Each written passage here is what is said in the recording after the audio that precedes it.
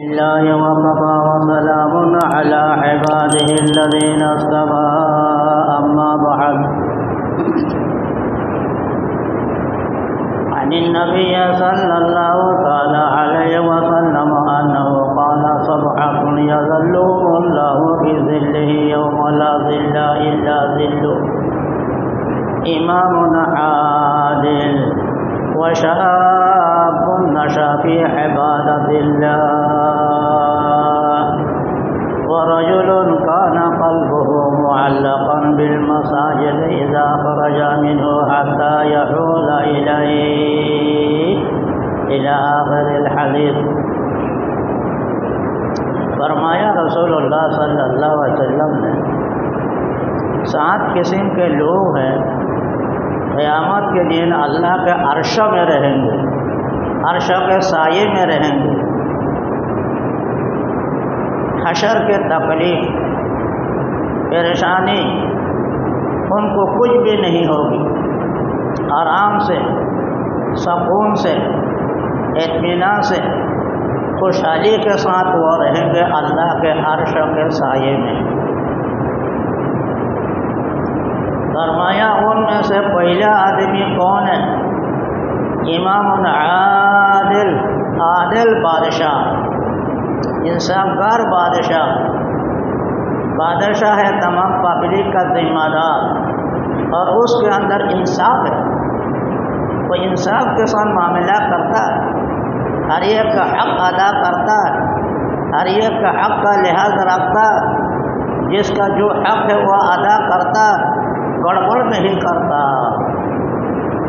بعض بادشاہوں کی طرح اللہ نے جب ان کو سربراہ بنایا وہ اس کا شکر ادا کرتا ہے، اس کا شکر یہ ہے کہ اپنے ماتحت والوں کے ساتھ اچھا سلوک کرے، وہ اچھا سلوک کرتا ہے، اللہ کے مرضی کے مطابق معاملہ کرتا ہے اور اللہ کے نامرضی کا کام کرتا نہیں، لوگوں کے لیے سہولتیں پہنچاتا ہے، لوگوں کو تکلیف نہیں دیتا، پریشان نہیں کرتا، ایسے حکم دیتا جو آرام سے کر سکے، اللہ کے احکام کو بجا لا سکے، اللہ کے احکام بجا لانے میں ان کو کوئی تکلیف نہ ہو، ایسے منصف اور سادہ قسم کا اللہ کے خوف رکھنے والا بادشاہ، یہ اللہ کے عرش کے سائے میں رہے گا قیامت کے دن، آرام سے سکون سے اطمینان سے۔ دوسرے قسم کے لوگ جو اللہ کے عرش کے سائے میں آرام سے رہیں گے قیامت کے دن، ان کو قیامت اور حشر کی کوئی تکلیف پریشانی لاحق نہیں ہوگی۔ وہ کون ہے؟ وشاب نشأ بعبادت اللہ، وشاب نشأ فی عبادت اللہ، وہ نوجوان جو اللہ کے عبادت میں جوانی کو اس نے منع کر دی، وہ نوجوان جو اللہ کی عبادت میں اپنے جوانی کو استعمال کرتا ہے۔ دیکھیں نوجوان ہے، نوجوانی کی زندگی میں ہر قسم کا کام کر سکتا مگر یہ ہر قسم کا کام نہیں کرتا، اللہ کے رضا اور نارضا، اللہ کے مرضی اور نامرضی کو دیکھتا، جہاں اللہ کی مرضی ہے وہاں اپنے جوانی کو استعمال کرتا ہے، اللہ کے نامرضی کام میں اپنے جوانی کو استعمال نہیں کرتا، خواہش نفسانی پر نہیں چلتا۔ جوان خواہش نفسانی پر پور ہوتا ہے لیکن اس کے باوجود یہ اللہ کا بندہ اللہ سے خوف رکھتا ہے، اللہ سے ڈرتا ہے اور جوانی میں اپنے جوانی کو اسی میں خرچ کرتا ہے۔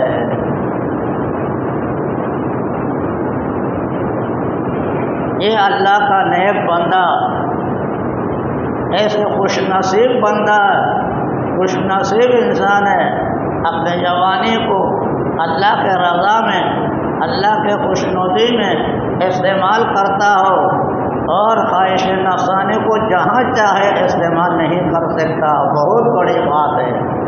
جوان ہونے کے باوجود، خواہش نفسانی سے پر ہونے کے باوجود، کوئی رکاوٹ نہ ہونے کے باوجود اللہ سے ڈرتا ہے، اللہ کے احکام کی پابندی کرتا ہے، اللہ کے مرضی کے مطابق زندگی گزارتا ہے، یہ نوجوان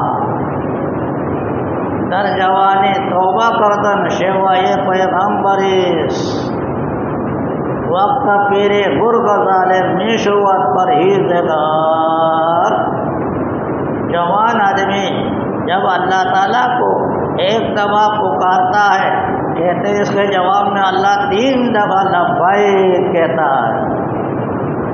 جوان آدمی اپنے جوانی میں اللہ تعالیٰ سے محبت رکھ کر، اللہ تعالیٰ سے ڈرتے ہوئے اللہ تعالیٰ کو جب پکارتا ہے ایک دفعہ، اللہ اس کے جواب میں 3 دفعہ جواب دیتا ہے۔ کیوں خوش ہوتا؟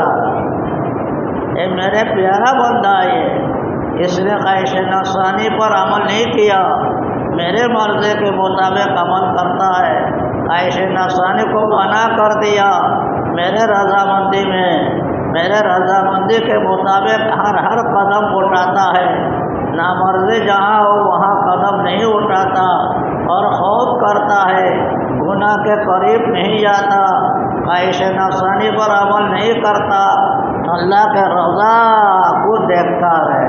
کیسے خوش نصیب ہے۔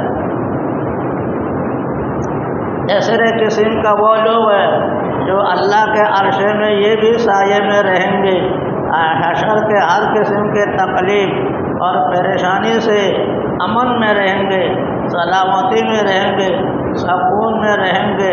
وہ تیسرے قسم کے لوگ، وہ کون سے لوگ ہیں؟ کہتے وہ مسجد سے نکلتا ہے مگر دل اس کا لٹکا رہتا ہے مسجد کے ساتھ۔ رجل خرج من المساجد وكان معلقا وقلبه معلقا بالمساجد اذا خرج منه حتى يعود اليه۔ تیسرے قسم وہ لوگ ہیں مسجد کے ساتھ ان کا خصوصی تعلق ہے، ایسے خصوصی تعلق دل انہی کے ساتھ لگا رہتا ہے، جب کہ مسجد سے نکلتا کب مجھے دوبارہ آنا، کب مجھے دوبارہ آنا، کب مجھے دوبارہ آنا، ایسے فکر میں دنیا کا کام کرتا، دنیا کا کام بھی کرتا، مکان دکان کا کام بھی کرتا، تجارت ملازمت بھی کرتا، مگر اس کا دل لٹکا ہوا ہے مسجد کے ساتھ۔ اس کے دل کے اندر مسجد کی فکر ہے، کہیں نماز کا وقت ہو میں مسجد سے دور رہوں اور مسجد میں نہ جا سکوں، مجھ سے نماز نکل جائے، اس فکر میں رہتا ہے۔